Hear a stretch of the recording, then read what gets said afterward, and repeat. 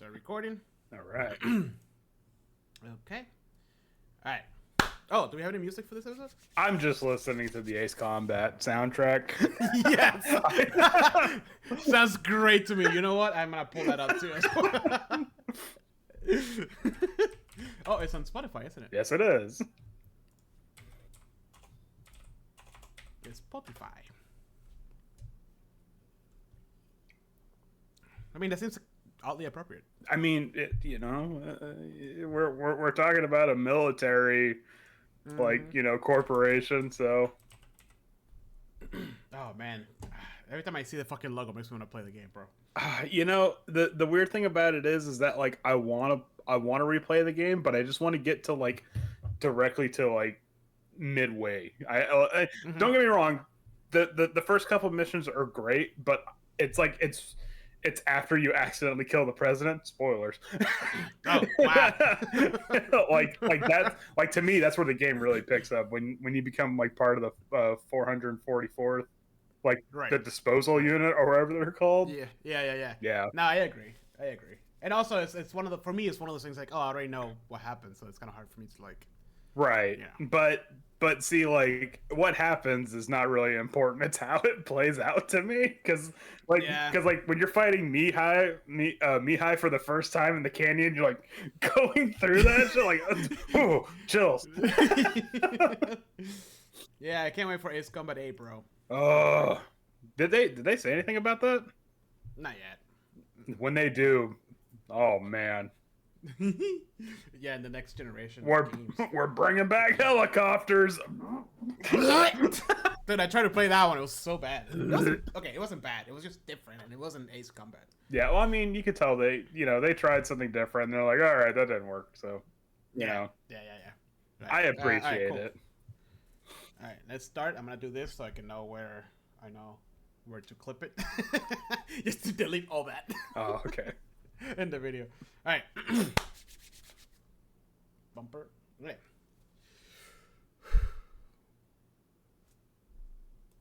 And welcome to another episode of A Talk of Opportunity. It is Sunday, which means today we are doing a podcast episode. So I have to remind myself what day of the week it is. Mm-hmm.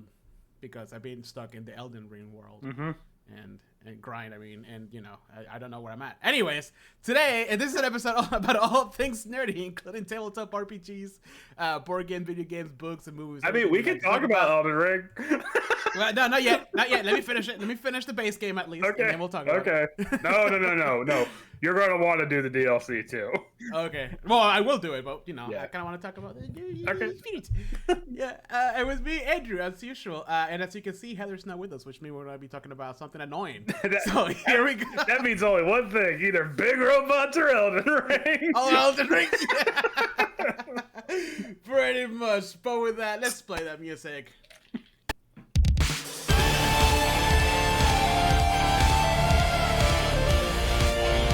So after that brutal assault by the Orc warrior, the initiative now goes to you. Jose, what do you do?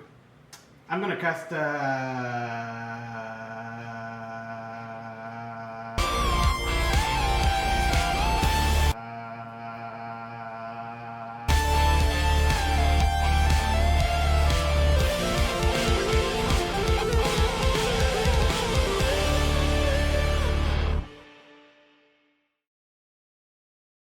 and we're back. Boom.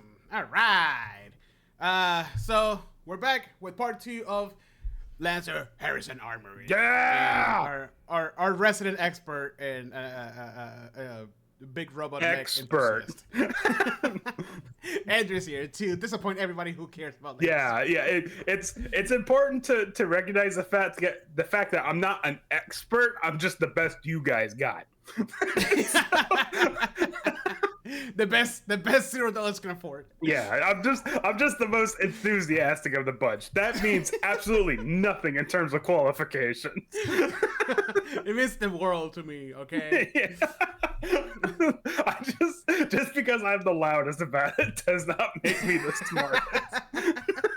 I love it when you get every time you start talking about it to the group, everybody's like, Yeah. Except for Alex. Alex seems to be down for it. I was actually, because there's a coworker of mine that has an interest in tabletop RPGs, and he likes mechs. So naturally, I was talking to him about Lancer, and he's like, "Wow, you're really enthusiastic about this, aren't you?" I'm like, "Listen, when Teresa comes around, just mention the word Lancer and watch her eyes roll out of her fucking skull." She unwillingly knows more than she wants to. Oh shit! All right, so part 2 of Harrison Armory. Last time we talked a little bit about their fucked up and not fucked up, I guess. Wrong time, wrong place. I mean, it is kind of history. It is kind of fucked up in a way that's like when it gets too inspiring, you kind of have to remember who these people are. Yeah. So you're like, oh, wow, that's gonna go. Wait a minute. Because there's some moments where I'm like, man, this Creighton guy's a badass. He's also a monster. So don't forget that. You know, they're not mutually exclusive. Okay, one can be the other. So just say that out loud. I mean, it was really just like the Karak and Berenice and Harrison Armory going against each other. It's just like, you know what? Just let them kill each other. It'll be best for humanity at this point. All I remember is the Berenice were just trying to be all cocky and shit, and then Harrison Armory just completely wiped. And then here comes this little upstart planet. Just nope. Yeah, I don't care. I'll blow up a fucking moon if it means. I'll blow myself up, bitch. Yeah. Parry this, you filthy casual. They're literally the goofy meme. I'll fucking do it. I mean, you're not wrong with the Genghis frame. All right. Well, let's talk about. Let me. So I put the art together, not knowing anything about these frames, and I'm like, whoa, these guys are like fucking tanky as shit. Kind of like these. I mean, in a completely different like take on like the other ones that we've seen that look really slick and cool. These look like it's gonna take a lot to like strip them apart. Yeah, I mean these things. I mean, if we want to like really start getting into it, Harrison Armory, like their mechs are made to, like they're not made to run. You know, they're not made to evade fire. And you can kind of tell by their low evasion scores that, like, you know, no, they're not dodging anything. They are. We're not afraid of bullets. Yeah. They're digging their heels in, and it's just a straight up, with some of these, just war of attrition. Like they will outlast you on the battlefield. So literally, my strategy for Elden Ring. Just pump up that vigor endurance. I'm good to go. Just smash your head against that wall until all it needs is. It just needs to succeed one time. Yep, that's pretty much me. If I'm done with a boss and I still have one flask, I call it a success. Hey, a dub's a dub. All right. It's a demigod slain. That's all I fucking care about. Okay. I don't care if my fucking mimic tier was here. I still won. Okay. I am not proud to say how many times my mimic has saved me. Oh, dude, that mimic tier comes in clutch a lot of times. A lot. Anyways, that's a discussion. That's a discussion for the Elden Ring episode. Yeah. We're getting. Heather's already taking her headphones. Just that meme where the guy's like ripping his headphones off in disgust. Yeah, that's her right now. Oh shit. Okay, but anyways, so a basic like underlying of the Harrison Armory mechs is they have like good to great starting armor. Some of these already start out with armor class 3, which is like the highest you can get. Starting base, I mean. And they have heat caps, which is natural because they are all emphasizing on engineering.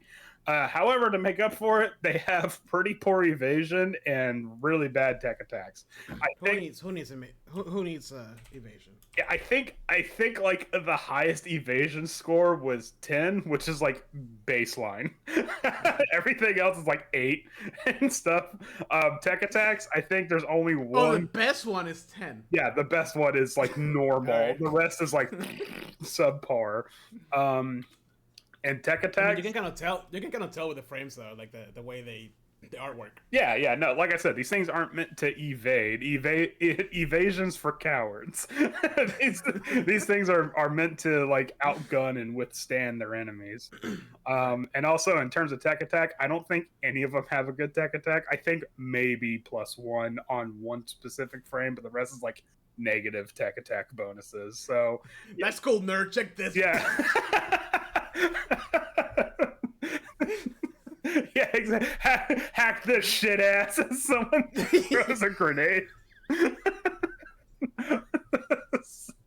I mean, you know, it's just exactly. You can't hack what you don't have. Yeah, brains. So I mean, it's kind of like the thinking man's IPSN, where like the best status effect is still dead. But fair enough. Yeah. Okay. So let's just get right into it. We're gonna start off real big, and I mean that literally. So to kick things off, we got the Barbarossa. This is a big mofo. Yeah. This thing, he's a white boy too. Yeah, he's this thick king right here. This is actually the only size 3 frame in the entire game so far. The only one, I'm sorry? The only size 3 frame, because you have like size 1.5, 1, 2, and 3. Oh, so is this the biggest one? This is the biggest one so far. All right, it's not gonna lie. I think they did it a little wrong with the size comparison with the human. Mm-hmm. I feel like it should be a little smaller. Oh, you mean the human should be a little small? In the artwork, no, the human in the artwork should be a little smaller. Because I feel like I've seen smaller humans on top of other mechs. Yeah, you're probably not wrong. But I mean, it looks like it. It looks like it would be one of the biggest fucking mechs. I mean, what's it? I think it says it stands like 30 meters tall or some crap like that, and it's supposed to be big. However, for those of you in the know, this thing is essentially a 380 millimeter on legs. For reasons that we'll get into. It's a Helldiver reference. I got that one. And by the way, that game is dead. Yeah, it's super dead. You know what? I'm actually embarrassed I even mentioned it.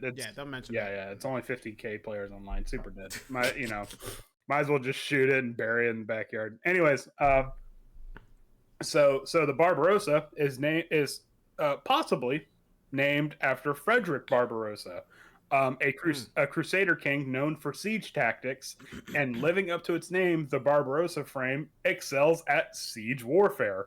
Yeah, it actually has one piece of its equipment is a rolling grenade specifically meant to roll inside of buildings and tunnels to get anybody that's in there. From inside. Yeah, like rolling it through a doorway. That's awesome. Yeah. Again, hack this. Yeah, exactly. Yeah, just a bowling ball bomb. Yeah, hack this, nerds. Yeah, I was gonna ask you what the theme for the names were on this one. Oh yeah, sorry. The naming convention for Harrison Armory is that they name them after famous generals of history. Okay. That makes sense. Yeah. And like I said, like Barbarossa, siege tactics. We already said that it can use a rolling explosive that bounces along the ground, but it can also launch flak specifically to ground flying enemies. Flak? Yeah, and what is that? Sorry, I don't know what flak is. Flak? Oh, it's just like a bunch of sharp metal pieces that like a fragmentation grenade. That's flak, where it just shoots a bunch of like metal out at random areas. It can also has a system to where it can literally dig its heels into the ground to give any of its artillery, which it has a lot of, even more range. That's cool. Yeah, and it also has a system where it can send a drone out. So if you have any weapons that have the reload tag on it, the drone will automatically reload for you. So it's like in Helldivers, where if you have the autocannon, someone's loading it for you while you're firing. You just that's cool. Yeah, you just keep popping off. And that thing, that big thing on its shoulders, Yeah. That's its core power. That's called the Apocalypse Rail. Yeah. Okay.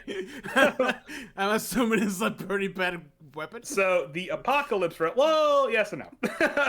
Okay. So the Apocalypse Rail is actually it's a railgun that was meant for ship-to-ship combat, and they just fucking attached it to it. and they're just like, just put it on a fucking mech. Let's see what it does. It's very American of them. And so this is something where, like, what's it? They gave you an idea. It takes a couple rounds for it to charge up, right? Okay. I think it takes 3 rounds. So you can you can fire it immediately if you want to, but it doesn't really do that much damage. However, if you wait for it to fully charge up, it will do literally 100 damage to terrain that it hits. Which, to give you an idea, a wall that's as big as the Barbarossa probably has like 30 HP. Okay. So you're like blasting into a fortress. So it's literally meant to just clear out and wipe out. Yeah, just breaching fortresses. like breaching like military barracks and stuff like that. Have you seen Attack on Titan? No. Have you seen? I'm sure you've seen clips of it when there's like it's like a bunch of like mounted soldiers running against like this big guy, and there's like a bunch of stones coming at him. Mm-hmm. So there's one of the Titans just literally, it's like a base. He just likes baseball, so he just throws. Oh yeah, rocks. I've seen that one. Yeah. That's kind of what I imagine. It just fucking wipes the town completely. Oh yeah, I mean just absolutely scorched earth. So it does 100%. No, sorry, it does 100 damage to terrain, right? It does 100% damage. Yeah, but it does like 4d6 explosive damage to everybody within a certain area, which is still big. Like that's a lot of damage. However, what it also does is that anybody that's within the impact of it gets the shredded status effect, which means they lose their armor for that round. They become stunned.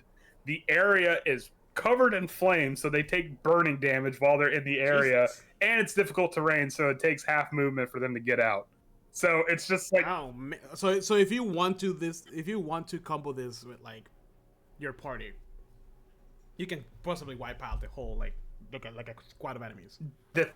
You can. The only problem with it is that while you're charging it up, you can't move. Like you have to sit there and literally just charge it for that entire time, and just hope to God that you don't get stunned or jammed in that entire time. So really, it's like when you want to charge up the Apocalypse Rail, like it has to be very planned out and have like everybody helping.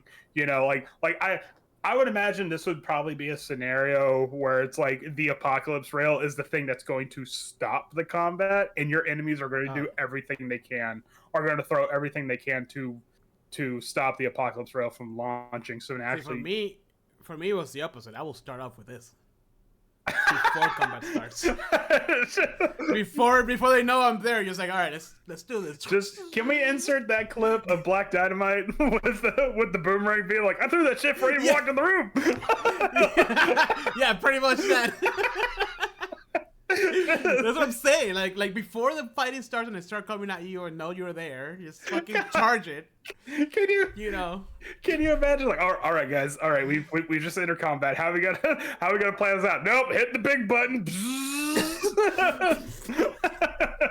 All right, y'all can start dealing with this now. But the good thing about it is that it costs a core power to use the Apocalypse Rail, but if for whatever reason you haven't gotten a chance to use it, you get that core power back. So it's not like you burn it up. Oh, okay. Yeah. So there is a lot that goes into the Barbarossa, but like I said, you have to be like really damn sure to not have it be interrupted while it's charging up. That's where your friends come in. Yeah, exactly. That's where you have like, you know, like the Monarch shooting off missiles and stuff like that. And then you got what's it?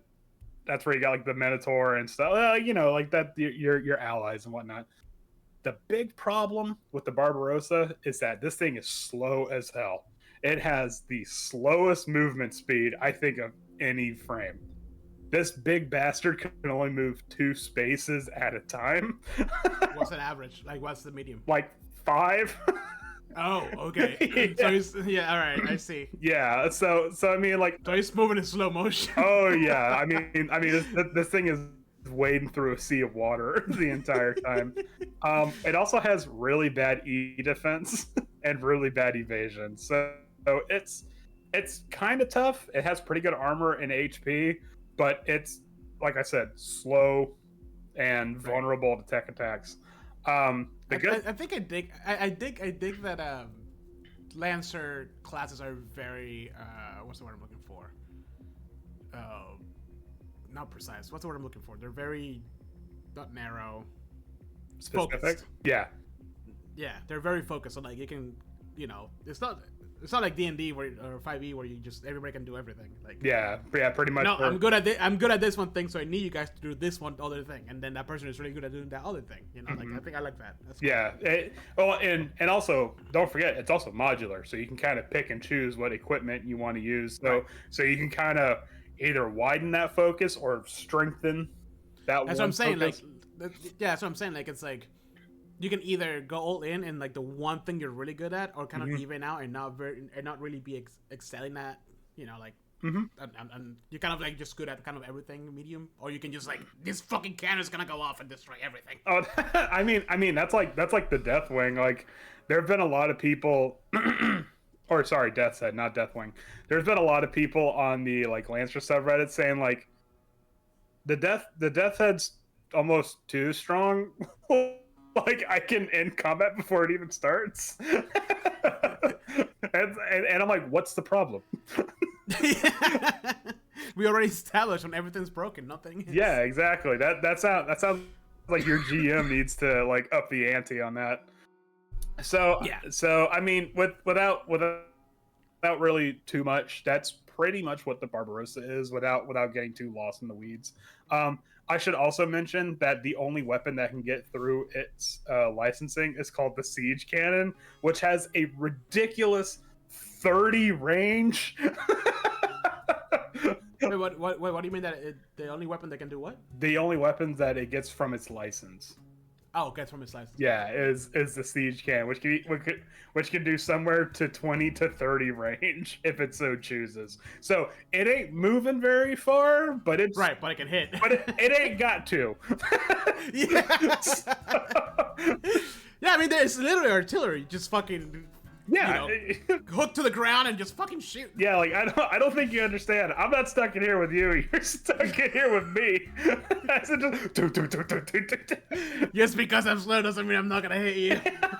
Exactly. Like it doesn't have to.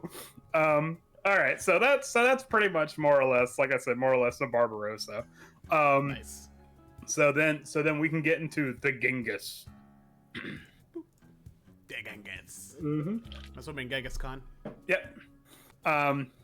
Named after Genghis Khan, who metaphorically and in some parts literally set the world on fire. Yeah. Only a little bit. Yeah. The Genghis frame.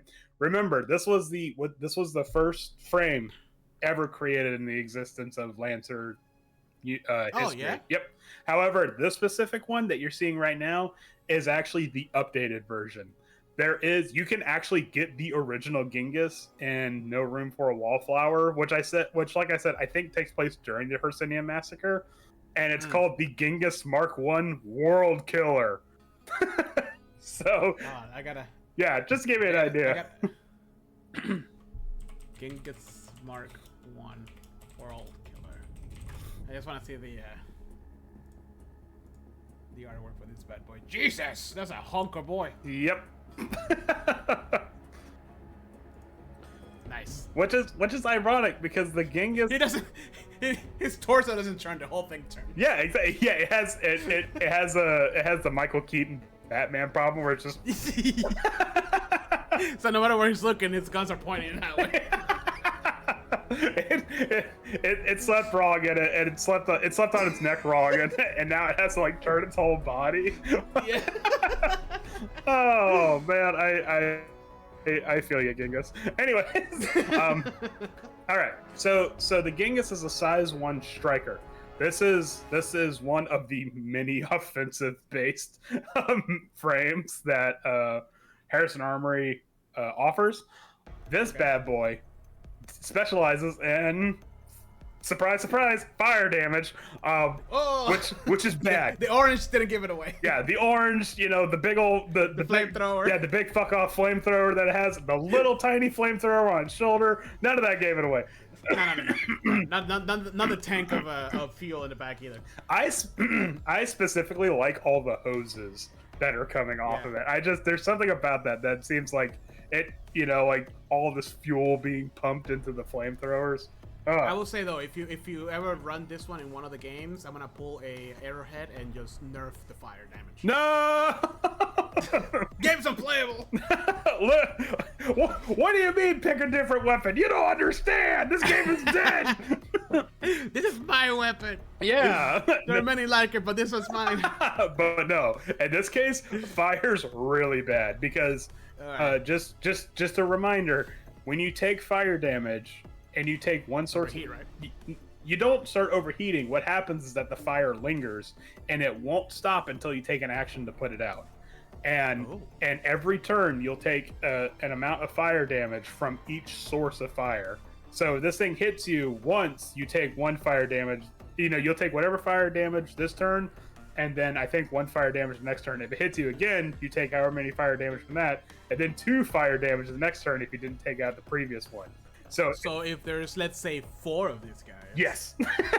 Yeah. Well, if you have 4 of these guys, then I think all your problems are solved. Yeah. So, okay.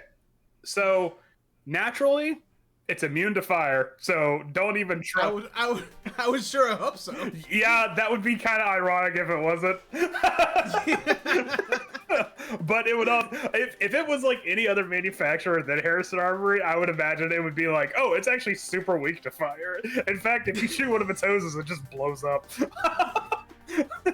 But that'd be awful. Yeah, so it's immune to fire. And this is important because this is something that it does quite often. Whenever it takes structure damage, so when it loses all of its HP and it goes down 1 repair cap, it's going to clear all of its heat. Remember that for later because that's going to come in. Okay. That's going to come in handy. It's going to clear all its heat. Yep. Yeah. So this mech. Oh right. Wait. Hold on. Heat is a mechanic. Yes. Heat is. I remember. Yeah. Yeah. Heat is something that comes from like mainly tech attacks, but there's other things that can affect it as well. It's when your system starts, when your computer starts to overheat. Right. So, what this thing does is that it has, alongside of having that kick-ass flamethrower, it has actually weaponized its own cooling system. And by that, I mean, right out the gate, license level 1, you get something called explosive vents, which when you clear all your heat, like when you take structure damage from the frame, or when you use an action to clear all your heat, the mech's cooling vents send out an explosive cloud that's cool. That everyone so everyone within range takes 2 heat and 2 fire damage. Ooh. Now, all right. Now hold on. Here's even better. Your core power is. I really love the Genghis. I don't know if you noticed. But you seem very enthusiastic about it. I mean, it's fire. What's wrong with that? Anyways, so the core power is called exposed power cells, and whenever you clear your heat cap, when you exceed your heat cap, so whenever someone keeps hacking you and your heat cap gets over exceeded, instead of taking stress, you clear all your heat and you send out an explosive cloud that lingers. That it goes out further than the explosive vents would, and it lingers for a turn. And while it's there, it keeps doing heat and fire damage. So That's cool. yeah, exactly. So Yeah. so it's like, all right, you can hack me if you want to. I really hope you're not nearby. Yeah, exactly. And also, like, right out the gate, it starts out with what's essentially the mech equivalent of Burning Hands, where it just has no, seriously, it That's has awesome. yeah, it has a cone attack that does fire damage. That later on in the licensing, it can be upgraded to a flamethrower called the plasma thrower that shoots fire that is so hot that wherever it hits for the rest of the scene, that area that it hits, not the person, but the area that it hits, remains on fire for the rest. Shit. All right. Yeah, for the rest of combat. So you can just create. You can't put it out. Nope, it's there. It says white hot flames continue to burn in 3 free spaces of your choice within the affected area, lasting for the rest of the scene. So just whenever someone starts in there, they take energy damage, not fire damage, which is odd, but hey, whatever. I think the developers knew what they were doing. But also on top of that, you get something that's called the auto cooler, which as long as you don't take damage, move, or exceed your own heat cap, you will automatically clear all heat from your mech. Oh, that's nice. Which turns on the explosive vents. Right. Exactly. All right. So it's like, oh, the Genghis ain't doing anything. I think we're good. And all of a sudden, just Boom. Why? I had broccoli for dinner. So then at license level 3, as alongside the plasma. Oh, now I'm noticing all the vents that it has. Yes. Like every joint is a vent. Yeah. And like the thing at the front and the back. Okay, I see. So alongside the plasma thrower at license level 3, it gets an NHP called the Agni, which I think is named after a fire god in a certain mythology. I've actually forgot. The Agni Kai. I think so. Yeah. I don't think it's named after Agni Kai. I think the Agni Kai. No, I know, but like I said, like yeah. It's the Yeah. same. But I forgot to look it up, and that's on me. But the NHP, it's totally not a vivisected brain from a Hercynian that was then copied onto like a computer or something. It's total. The Hindu god, by the way. Huh? The Hindu god of fire. Oh, there we go. See, perfect. So and guess what the Agni can do?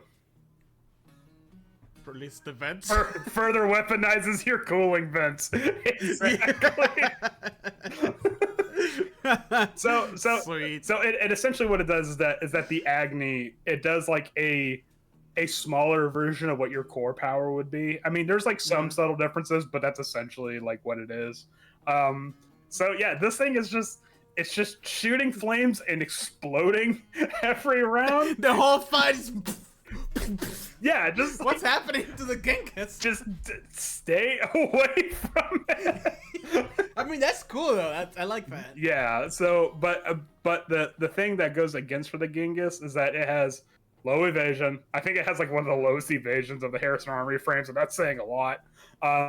Its speed ain't great, and it has very low HP.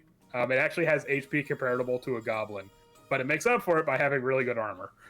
So. Well, I can imagine because of Oh yeah. flamethrowers in World War II didn't have the highest survival. Yeah, I mean, this would be the one frame that if it exploded, like I could see why. Yeah, it makes a lot of sense. When you think about it. So I mean, the Genghis is just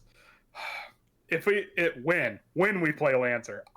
If not playing the Raleigh, probably the Genghis. The Genghis. Yeah, just because I mean, why wouldn't you want to set everything on fire? Just come on.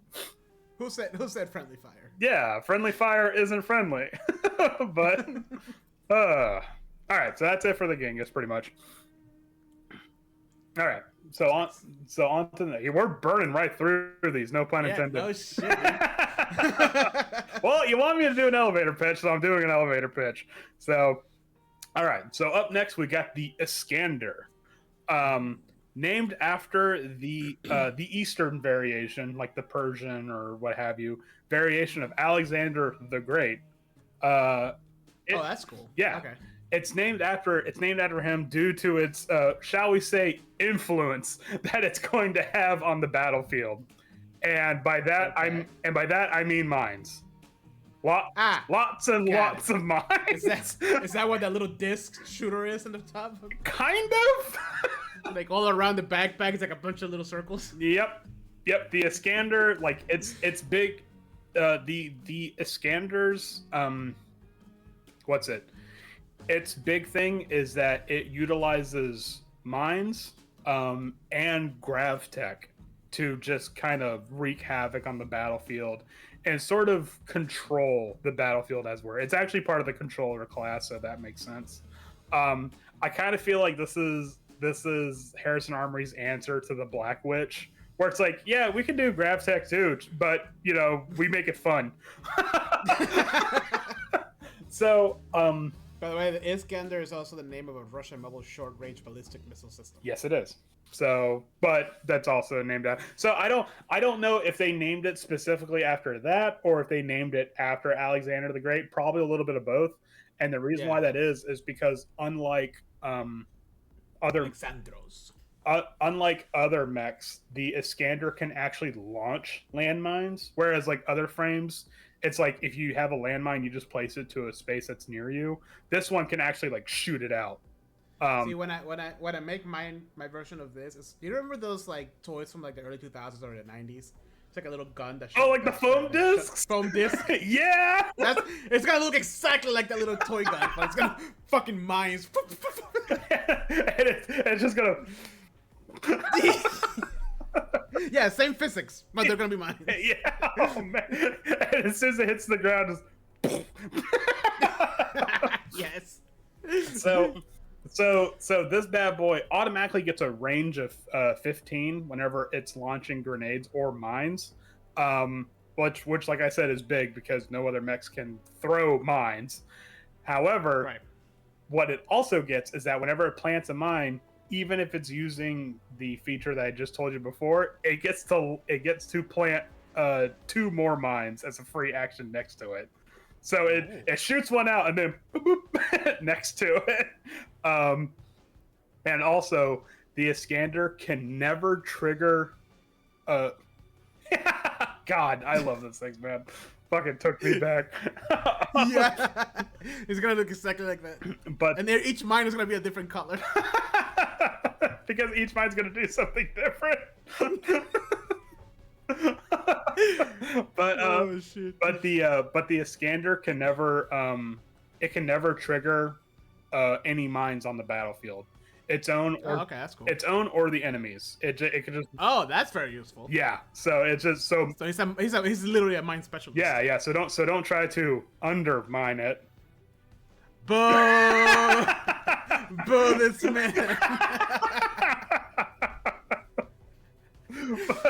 I like to think that Water Pilot's gonna be confused and he's gonna start miming through it. What do you mean you're miming? Yeah, you wanted a mime, no? No. No. Is he in a box? What's happening right now? Oh, if you want to mine, you can just use the Vlad's drill. No, not that kind of mining. Yeah. This pilot's a miner. Why do we have someone under 18? No. Not that kind of miner. Oh, like a musical. No. God damn it! Someone take me seriously. I'm important. I just made my character for Lancer. Nobody takes me seriously. Is it because my gun looks like this? Foam shooter. You know, you can make the gun look more menacing, right? I'm playing into the nostalgia of the thing, okay? Don't tell me how to do my job. I won't tell you how to do yours. All right, Genghis fuck. That's cool though. That it can't activate any mines at all. No, and this comes in handy later on because it like I said, it also specializes in grav tech. Like, don't forget about that. It can do essentially gravity magic. That's cool. Because it can do it gets like a gravity grenade, which can actually slow the field of gravity around somebody when it explodes. So it gives them the slow status. Or they can use a grounding mine, which sucks people closer to it, which if you've laid a bunch of mines around it, all those mines go off around it. That's awesome. Yeah. That's a cool combo. Yeah. And then it also gets a repulsor field, which can, like a certain area around you, people get pushed back, and it blows up all the mines in the area around you. But you get immunity to all that damage. Yep, because it doesn't affect you at all. And then you can also throw sticky bombs towards people. You can like launch like sticky mines, and the best part about it is that if they have one turn to get it off of them, they have to like pass an engineering save to get the sticky bombs off. If not, they will take a certain amount of damage, and anybody adjacent to them, takes a certain amount of explosive damage too. I wanted to imagine that you can do it sneakily and they wouldn't know that they have it on until they're near somebody else. Hey, what's up? Hold on, you got it. Let me take care of that. Wait, no! Weirdly enough, you can also take off the sticky bomb just by moving fast enough. Like, if you move like 4 spaces or more, the sticky bomb just flies off. So it's just like, what's on me? Oh shit, dude, run for it! It's like, yeah, it just. Can you upgrade the glue on your sticky mines? No, unfortunately not. Yeah, but what you can do is that you can increase your engineering save score. So that way, it makes it harder for them to have to take it off. I guess in some way, that's how you can make the glue stickier. He's mixing like cement glue. Actually, what's funny is that it specifically describes that they were trying to intimidate the Lancaster's assault grapple ability. So someone was like, like taking notes. Yeah. It's like, wait a minute. but see, it's not an assault grappler. It's a clamp. That's our difference. Okay, that's legally distinct. Yeah. You can't come after us. And then besides the weapons that it gets essentially like a normal gun that just does pretty reliable damage. And then it gets a gravity gun, which whenever it shoots it has a range, and then that range explodes, and within that explosive range, people get sucked in if they fail a save. Which I'm pretty sure could also pop off mines. I don't know. Yeah. I wouldn't be surprised. Man, if this guy gets prep time, he'll be set. But also, it gets a tech attack called the Tesseract, where it can either make like a pillar of essentially featherfall, or it can target one specific person and give them like it immobilizes them, but they slowly fall to the ground while they're just like helplessly floating down. Everybody, shoot that one! No! Yeah, it's just like slow motion. Like, I mean, that's pretty cool though. Yeah. Ave Maria slowly starts.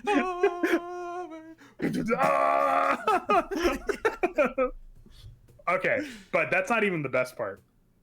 Okay. The best part is it has a core power called the Death Cloud, where everywhere within 50 range of it, 50, it shoots off a cloud of micro mines. It like fills the battlefield with a cloud of micro mines that every time hostile creatures move, not allies, but hostile creatures move, even if it's involuntarily, they take explosive damage every time they move. Holy shit. Yeah. Can you imagine this? Like, somebody moving. It's just like a bunch of sneeze. I mean, just this guy fills up the room with like a bunch of those little like those poppers that you get in Fourth of July. So Damn. Okay, that's cool. A death cloud, quite literally. This one actually has a pretty good tech attack, which makes sense because it does have a tech attack specific thing. But it also has not great HP, and it has pretty poor speed. So there you go. That makes up for it. But yeah, the Iskander. I don't know, man. This is pretty sweet, if you ask me. Hey, you know, the thing about it was that I was looking at the Iskander and I'm like, oh, mine suck. And then I'm never like anything that I have to like think ahead. Yeah. I never really like, but like this seems like it's overwhelming. But then after I was done reading this, I'm like, whoa, it's big brain time for the Iskander. So I'm like, okay, all right, you're kind of winning me over. Yeah, I dig it. Yeah. All right, so now for the final one. We're doing pretty good on time. Yeah. So now for the final one for tonight, the Napoleon. This one is the smallest frame that Harrison Armory has to offer. It's essentially power armor. The Napoleon is a short king, and I like the forearms. yeah, named after Napoleon, presumably for Dynamite. Huh? Name after Napoleon Dynamite. Yeah, exactly. Named. Great general. Yeah, Indie movie industry. Named for its dance moves and stuff. No, it's actually not entirely sure why it's named Napoleon. Despite it might just be short. Yeah, it might be because it's just really small. It even says. Does it have a Napoleon complex? No, actually, the Napoleon can actually be pretty freaking scary if in the right hands. But it even says like in the Lancer source material, it's like perhaps a tongue-in-cheek nod to its namesake. The Napoleon is a squat frame in comparison to others in Harrison Armory. So it's like we have a really small frame. What can we name it? Someone's like, I got it. Napoleon. I love to think that even though like right now we know now that Napoleon wasn't really that short. Mm-hmm. I love that 10,000 years in the future they still think he's like a short. Oh yeah, it's probably even worse. Like they probably think he's like 3 feet tall or something like that. Because you gotta remember this is like tens of 20,000 years in the future or so. So yeah, it's funny. The legend poor Napoleon, he never got away from that. No, that was the one piece of propaganda that stuck with him. So the Napoleon is a very defensive mech. Oh really? Yes. It's actually a defender / controller frame. However, unlike the Lancaster, which is meant for getting people back into the fight and repairing them, the Napoleon specializes in never letting you take that much damage to get you out of the fight to begin with. It actually those bits that are floating around it's part of an armor that utilizes blink space. So yeah, imagine armor that can essentially just send damage to a black hole. That's essentially what's happening to it. Cool. Yeah, and to emphasize how tanky, it's weird because it has one of the lowest HPs of Harrison Armory frames, but it's also really tanky. And the reason why that is because whenever it saves for half damage or it uses the brace action, which gives you resistance to incoming fire, instead of taking half damage, it reduces that damage to 1. Just ping. Yeah, it's essentially just chip damage.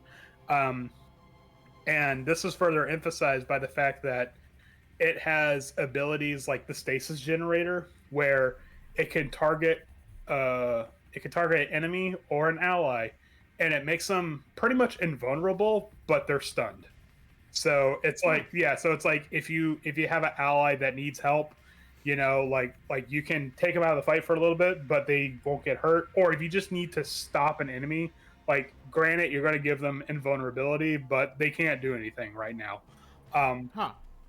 Yeah, and then they also have something called a stasis bolt, where if you use it as a reaction, it gives a 50% chance of incoming fire coming towards you or an ally to just automatically miss. Like you flip a coin and heads, all right, it misses. No shit. Yep. It's interesting because well, visually I guess it looks like he has a Hurt Locker type armor on, so I guess it makes sense. But the fact that he's tiny but yet it's he's tiny meant to be a protector. Yeah, it's tiny but bulky. Actually, small correction. You don't flip a coin. What you do is that you make an attack roll against the enemy's attack roll, and if you roll better, it just misses completely. That's pretty cool. Yeah, and then it also gains a barrier. Like it can create a shield wall where when it provides soft cover, so you have to roll with a inaccuracy whenever you're firing against it. But even if you were to hit, when it goes through the barrier, you have to roll a d6, and on a 4 and higher, the attack automatically misses. So you have to roll with inaccuracy, and then you have to roll again to make sure that it even hits. And, right. And then later on, you get something called a blink shield, which is where you just create an invulnerable bubble on you and around everybody that's within a certain range. And no fire can go in, no fire can come out. It's just complete invulnerability for the rest of that round. Nice. Yeah, but the problem with it is that you completely lose line of sight, and there's some other stuff too. Like it's not completely like broken. Right, but it's good for like a quick break during the battle. Yes. And as a core power, it gets something called the Activate Aegis, which is where it can activate blink armor around itself, and it essentially becomes invulnerable. Any and all damage that starts hitting you is reduced to 1. You gain immunity to all tech attacks. So, but you can only do certain actions. Like you can't attack, you can't do this. So it would be really good for like if you have a mission to where like we need to get to this specific area to open a door or something like that, but it's under heavy enemy fire. You just get the Napoleon, pop the Activate Aegis, and it can just walk through, all the enemy fire and do what it needs to do. The weird thing is that when it's using its blank space armor like that, it can't communicate to other players. Like it cuts off comms to the other players. So Hey man, if you know what you're doing, you just need to get there and back. Exactly. But that does not mean the Napoleon is not without its offensive capabilities. It can create a modification for a weapon to where it can literally just shoot through walls. it just ignores walls. But if you use that weapon, it also has like a 50-50 chance of missing. Which for it. And also it has something called the Displacer Rifle, which does an insane 10 damage, which is a lot in the Lancer universe. The only problem is it does 10 heat to yourself, and then Napoleon's heat cap is 8. Yeah, so if you want to use it and you haven't leveled up your heat cap at all, it's immediately going to overheat your systems. Jesus. Yeah, so, okay. Kind of take that in mind. Just put 2 points in there, Yeah, exactly. Well, yeah, just put a couple points in engineering, you'll be fine. Just walk it off. So, so that's the Napoleon, just a small tanky dude that it would I imagine when someone's using the Napoleon, it's probably like not going to be a glorious thing. But in that one moment that it does come in clutch, you're going to be like really thankful to have it. Mm-hmm. I also really like the fact, and I was thinking about this morning, I also really like the fact that so far we have 3 size 1/2 frames. And like this one is purely defensive. You have the Goblin, which is purely tech attack. And then you have the Caliban, which is just pure offensive. So if you want to, you can just have 3 little gremlins running around the battlefield. Just causing chaos for everybody, and like just like the GM would be like trying to herd cats with these little bastards running around. Yeah, I know, man. I think that's pretty cool. Like as we were talking about all this stuff, bro, I don't know. My brain is going to like. I wish an animation studio will pick this up. Oh, dude, me too, man. And make us serious with it because damn, there's so each one of the frames, each one of the of the manufacturers are so unique and have so much fucking lore. Mm-hmm.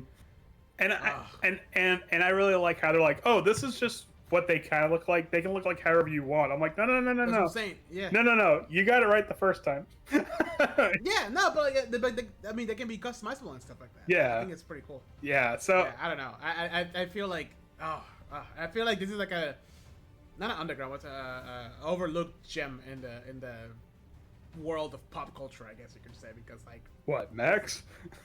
No, Lancer specifically. Actually, it's kind of coming up in the world. I've been seeing it mentioned more and more, like whenever there's like a channel that's like dedicated to TTRPGs, and they talk about like niche stuff. Like it's almost always like a countdown to like when are they going to mention Lancer, And so I mean, it's not. I think it's getting there. There's been a lot of probably like when it immediately came out. It didn't really set the world on fire, but it's slowly gaining, traction and stuff like this, because it's so different, Mm-hmm. like it and like, especially now when like people are starting to like wanting to branch out, especially with the whole like, yeah, that's what I was gonna say. Like after the whole OGM, whatever the fuck it's called. Yeah, God, I can't. That happened. Yeah, it happened earlier this year. I think they very much benefited from it. Yeah. But I feel like man, if like an animation studio will just pick it up and just run with it, especially the studio that made I forgot Trigger, I think that's what it is, the ones who made the Cyberpunk Edge Runners, because they're so colorful, and every frame is so colorful. You know what I mean? And you can tell that there is a lot of genuine love and creativity from the fan base, because there's a guy that's on YouTube whose name escapes me. I think it's like Levi something, but he makes like music specific for Lancer. That's awesome. This is like a drum and bass track for when you're doing this, and this is like a post rock track for exactly. So it's like you don't see this kind of creativity like in other RPGs that are as like small as Lancer is. So it's I feel like it's coming up in the world. Like, granted, it's probably never going to reach like even like IV levels. No, not even that. But probably not even like Pathfinder levels. But it's like it's there. Like it's definitely there. It's a presence somewhere on the map of RPGs. So I can't wait when we play it. It's gonna be great. It's gotta be so.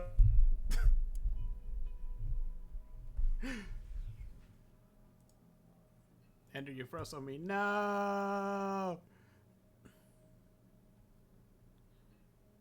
Awesome. No, wait. I think I hear you. Hello? Hello. That was so funny because you're like, it's going to be so awesome. Wait for it. Yeah, pretty much. No, it is. It's gonna be great. I and they have released like 3 separate campaigns just for Lancer, like in the span of time that we started talking about it, and as we're like closely approaching it. So like, if you want to, you can just pick any of those up and run those. I think I'm gonna do that just to start prepping. I mean, if you want to, like, don't forget, there's Operation Solstice Reign, which is specifically meant for introductory characters. I think you told me about that, because I think that's what we should do. Yeah, and the best part about it is that like there's a lot of people saying like, oh well, Operation Solstice Reign is like very challenging and stuff like that, and there's people like, it's a fucking war. It's almost like it's meant to be hard. Yeah, people are supposed to fucking die. Yes. So, that's awesome. Yeah, so it's like if Operation Solstice Reign is challenging and we do have people that die on us, I think this is gonna sound fucked up. But I think that would be really not cool. Oh man, dying in war is awesome. No, but I think it'd be really good like tone setter, like, oh, this is completely different than what we were playing. Like, yeah, we are no longer in the power fantasy. Like Like we might be special because we're Lancers, but the enemy also has Lancers too. Right. Like there's that power fantasy. It's just the enemy also has that power fantasy. Yeah, exactly. It's just whatever you can do, I could do probably better. So, remember, when everything is broken, nothing is broken. Nothing is broken. Yeah, exactly. So. Oh shit, sweet. Is it? Is there more frames for Harrison Armory? There is 4 more frames. There is 3 more in the core rulebook. And there is 1 more currently in I think it's in the Karakin Baronies. No, Long Rim. It's in the Long Rim. And yes, I know there's the alternative frames and stuff like that. We will get to that. It's just, these are the ones that I focused on right now. However, in the next episode, little teaser for you. In the next episode, we're going to go after a frame that is so popular that it might actually exceed the Everest in terms of how many people are using it. No shit. Which, keep in mind, the Everest is standard issue mech. Right. It's the first one, yeah. Yeah, so. Baby's first mech. Yeah, and then there's also a frame that I feel like you're going to like. Because, because it's essentially just, you know, like the epitome of, you want to get crazy? Let's get fucking crazy. I was gonna say, is it a chaos goblin? Because I'm down. It's not really a chaos goblin, more like a chaos god. Yes. So, but yeah. Yeah, I'm gonna as a DM, I'm gonna GM, I'm gonna pull it in. It's like, I'm also playing.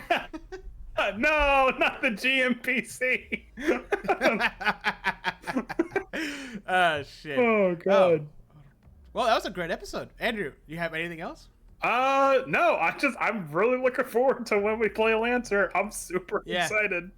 So, well, we're pretty close to finishing Rime of the Frost Maiden. We need to talk about it. I know. I think it's going to be, we're going to take a quick break after Rime of the Frost Maiden, so we can prep, and you and I can talk about Lancer specifically. Yep. And then kind of like give the team a rundown. Maybe we can do like a Session 0 episode. Session 0 episode. With everybody to kind of introduce them and the mechs and stuff, of the mechanics and stuff like that. And then we'll just run that. You know what we could do? We can make like we can. Because let's be honest, none of them have listened to any of these episodes. I mean, and to be perfectly honest with you, we didn't really go in depth on what the mechanics are because the actual how to play. Because if we were to do that, it would be the driest like reading out of the phone book kind of episodes, you know. So like I think what we should do is that we should probably like create some sort of like educational like slideshow or something like that. All right, guys. Yeah. I mean, no, you're not wrong. I think it's very much so. We should do something like that. Yeah, like pretty much like what you're doing now with the frames. Just have like a quick rundown with like what the mechanics are, you know. So yeah, and like we'll do that, and then that will be our special Lancer gaming episode. Yeah, but also, and then we're never gonna touch it again. Never ever. But also, it's important to remember that the rules are 100% free. Like the rules up until the frames, like those are 100% free. You can read those whenever you want. Just in order to get like the NPCs and essentially the lore, you have to pay money for that. But if you're a player, you don't need to worry about that anyways. Which is the way to go. Yeah. I think most games do that anyways. Yeah. I don't know about new next D&D, but I mean, and also the creators of Lancer are 100% supportive of just like, share our book. Like if someone bought it, just share it. You know. That's awesome. Yeah, because they don't care. Awesome. They're not in it for the money. They're in it for the passion. You know. That's good. That's good to hear. That's refreshing. Yeah, exactly. I love it when a developer's like, no, please, if you have to, pirate my game. Like, I just want people to play it. I don't care about getting paid. 100%. That's happened a couple of times in the industry, and I love that. Yep. When they go out publicly and say that. Yep. It's like because let's be honest, like, listen, dude, like I pirated plenty of games, and I ended up buying most of them because if they were good, I wanted them to have them legit. We got the evidence we needed. Cinnamon. Oh shit! 97 episodes, and it was ultimately to say that. But no, seriously, like how many times, like, because I mean, let's be honest, like a developer is probably going to make like a pittance in comparison to what like the producers and crap are going to make. So if they say like, pirate it, fuck it, I don't care. Like what are they really losing? So, and to be honest, the only people I will never buy games from, and I'm probably gonna pirate from now on, is Ubisoft. Fuck you. I mean, at that they're the ones who say that people should get used to not owning their games. Hey, so, you know what they if I say? don't own it, then it's not piracy. Yeah, if buying isn't owning, pirating isn't stealing. So Yep, there you go. Makes sense to me. There's two sides of that coin, Ubisoft. Just make sure you use that good VPN. A talk of opportunity brought to you by NordVPN. Yeah, excellent segue. Yeah. Oh shit. Open seas. All right. Well, Andrew, thank you so much for educating me again with some frames. These are awesome. I think, based on how I play, I think this is pretty much my manufacturer. I mean, I still have a lot of love for IPSN, but I'm like, there's Harrison Armory right over there. Yeah. You know, and then, okay, yeah, SSC, cool, blah blah blah, don't care. You know, like Horus, I literally can't wrap my head around it. But wait a minute, big guns. Hold on a second. Big guns, big damage. I like it. Yeah. Like I said, Harrison Armory's only a little bit of a step up from the caveman mentality. Well, thank you everybody who joined us for another episode. Please let us know your thoughts, and if you use any of these frames, or if Andrew got anything wrong, because you know we all know he's perfect. Oh yeah. Yeah. He knows. He actually wrote the book. But I was right there. Make sure to follow us on all of our social medias, YouTube, Twitch, Instagram, and all the things you listen to podcasts. You used to listen to podcasts. Jesus Christ. And with that, you guys have a wonderful rest of your week. And as always, keep on gaming. Bye. See you guys later. Bye. Stop recording. I know why this episode felt